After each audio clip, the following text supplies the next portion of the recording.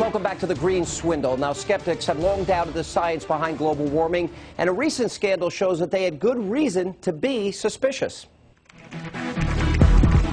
In November 2009, an unknown hacker released thousands of emails from the University of East Anglia's Climatic Research Unit, sparking a controversy that will forever be known as ClimateGate.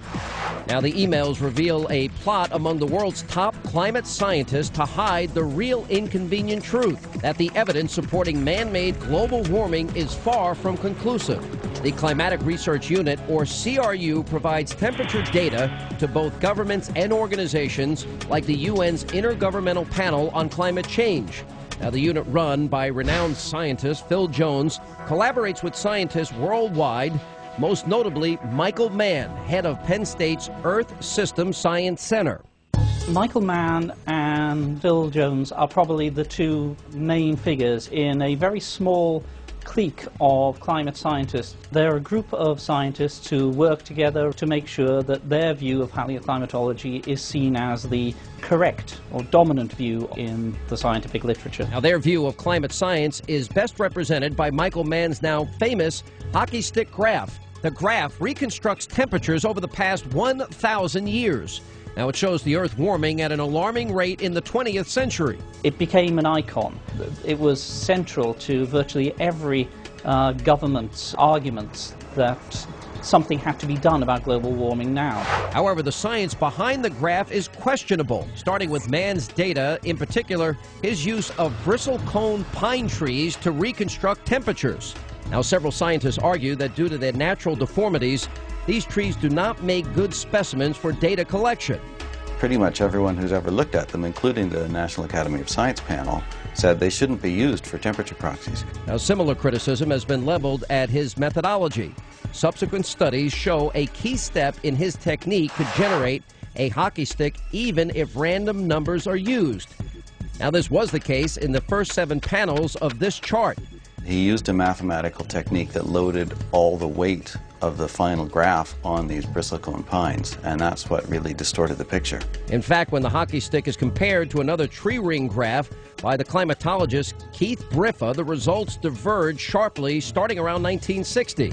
The ClimateGate emails show Mann and Jones struggling with what they should present to the public in the IPCC report to account for the discrepancy. What are they going to do about the fact that Keith's graph is going in the wrong direction and it detracts from this nice, tidy story that they want to tell? So in that case, they just chopped off the post-1960 portion of Briffa's graph. Phil Jones faced the same problem when preparing another report for the World Meteorological Organization. Once again, he removed part of Briffa's data. In an email uncovered in ClimateGate, he writes about using Mike's nature trick to hide the decline. Above all, the hockey stick graph proved very lucrative for Michael Mann.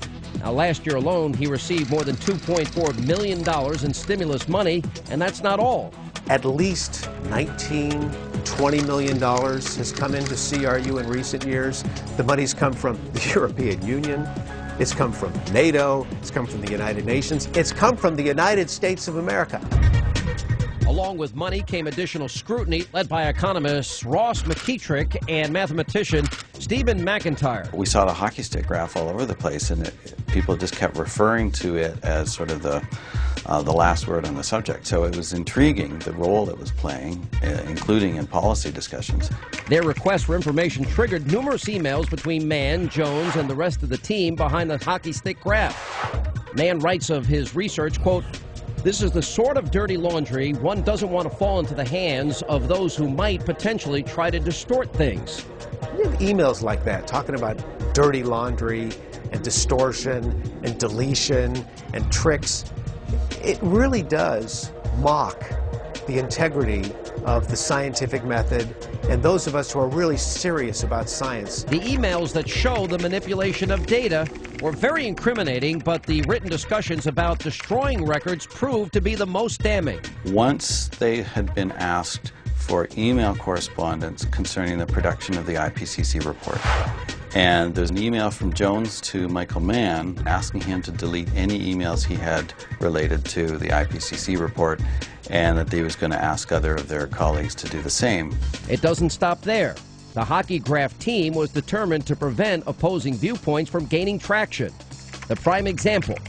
In 2005, they attempted to discredit the editor of the scientific journal Geophysical Research Letters after he published one of McIntyre and McKittrick's papers questioning the hockey graph. There's evidence that they were trying to get the editor of the journal fired. The fact that they did actually engage in a conspiracy to try to get him forced out is again indicative of an attitude towards the scientific process which is deeply disturbing.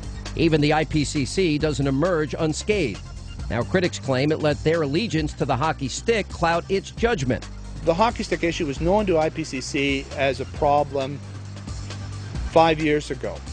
Instead of having an independent author in the assessment, they had a close associate of the people involved. That close associate was none other than hockey team member Keith Briffa. So what did skeptics think of his report? Partisan hardly covers it. I mean, it was, first of all, incompetent. I don't even think that Briffa had read the papers that he was summarizing. When ClimateGate broke, the emails went viral and 5 investigations were launched. While the scientists were cleared of any wrongdoing, critics called these investigations a sham. All of these inquiries have been a disappointment. In a sense, the documentation is there and the record is there. We're still waiting for a real inquiry to be formed that will get to the bottom of what went on. While the culprits claim innocence, they're still trying to rewrite history.